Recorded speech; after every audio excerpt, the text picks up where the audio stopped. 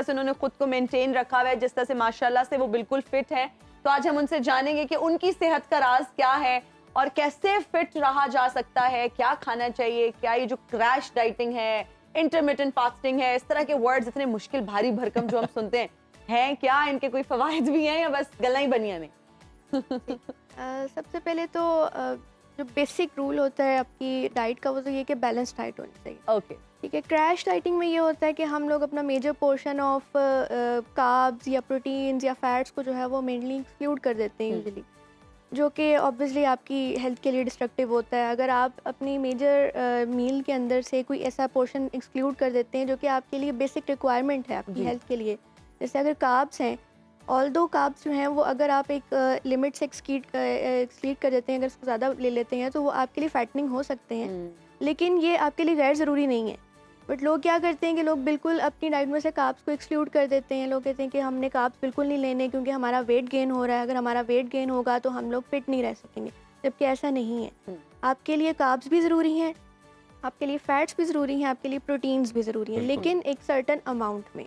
आपको उस अमाउंट के अंदर रहकर वो तीनों मेजर जो मैक्रो न्यूट्रिएंट्स हैं उनको कंज्यूम करना हो। आयशा से मैं ये पूछना चाह रहा था, आयशा कि जैसे अभी हम बात कर रहे हैं कि शौक होता है लड़कों को ज़्यादातर थोड़ा डोले शोले बने हो, तो जब हम लोग एक स्पेशल मसल को टारगेट करना चाहें तो फिर उस हवाले से खुराक को किस तरह बैलेंस किया जा सकता है?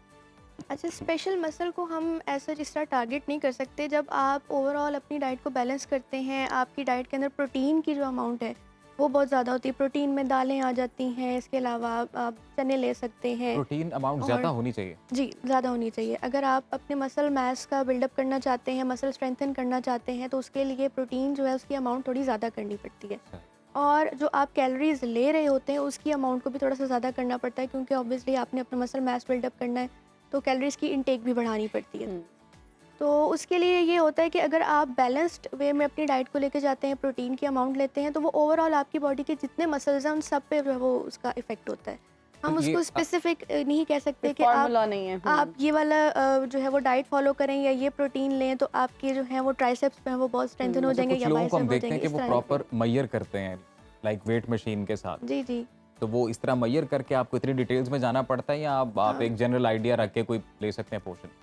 नहीं, आपको मेजर करना पड़ता है। हर बॉडी टाइप और हर इंसान का जो है वो डिफरेंट लेवल होता है, उसकी डिफरेंट रिक्वायरमेंट होती है, कैलोरीज की डिफरेंट रिक्वायरमेंट होती है, इसके अलावा उसकी जो प्रोटीन की रिक्वायरमेंट है वो अलग होती है। सबसे ज़रूरी सवाल आयशा जो ये हिना भी पूछ रही थी आपसे कि मैक्रो न्यूट्रिएंट्स, माइक्रो न्यूट्रिएंट्स, इस टाइप के बड़े मुश्किल वर्ड्स बहुत सारे लोग हमें देखते हैं। सादा ग़िज़ा क्या होनी चाहिए, कि नाश्ता कैसा होना चाहिए, फिर कितने वक्फे के बाद आपको खाना चाहिए और क्या खाना चाहिए? और आयशा साहिबा आपने जल्दी से बताना है उसमें, हमने अक्सर सुना है न्यूट्रिशनिस्ट ये बता देते हैं जी आप ग्रिल्ड फिश लें, सैल्मन खाएं, आपने एक आम आदमी के लिए डाइट प्लान बताना है। बिल्कुल स्पीडीली। अच्छा, ये है कि नाश्ते के अंदर एक अंडा तो लाजमी लें। ओके। और उसके साथ अगर आप रोटी ले लेते हैं तो उससे बेहतरीन चीज़ कोई नहीं। ब्रेड अगर आप नहीं ले रहे तो कोई ऐसा मसला नहीं। अंडा आप किसी भी फॉर्म में ले सकते हैं, फ्राई, बॉइल्ड या ऑमलेट, किसी भी फॉर्म में, लेकिन ऑयल की मिकदार थोड़ी कम रखें। ठीक है। उसके बाद फिर आपका लंच और नाश्ते के दरमियान एक स्नैक ज़रूर होना चाहिए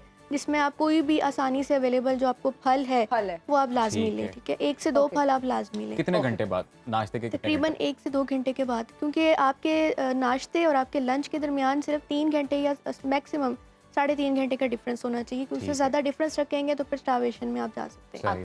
ठीक है। और फिर उसके बाद आप लंच करते हैं तो लंच के अंदर भी आप सिंपली जो भी आपके घर में वेजिटेबल अवेलेबल हैं उनका सैलड बना लें और उनके सैलड आप कंज्यूम कर सकते हैं। उसमें एक आधा फ्रूट भी ऐड कर सकते हैं।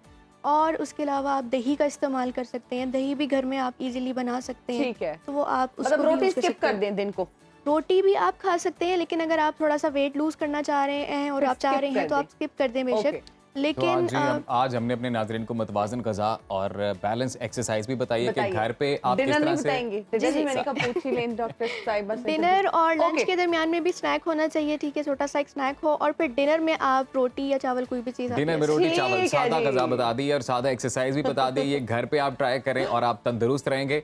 बाखबर रहिए हर जगह हर वक्त, और अभी सुनो न्यूज़ का यूट्यूब चैनल सब्सक्राइब कीजिए, बेल आइकन पर क्लिक कीजिए और जानिए मुल्की और गैर मुल्की हालात व वाक़यात यकीन के साथ।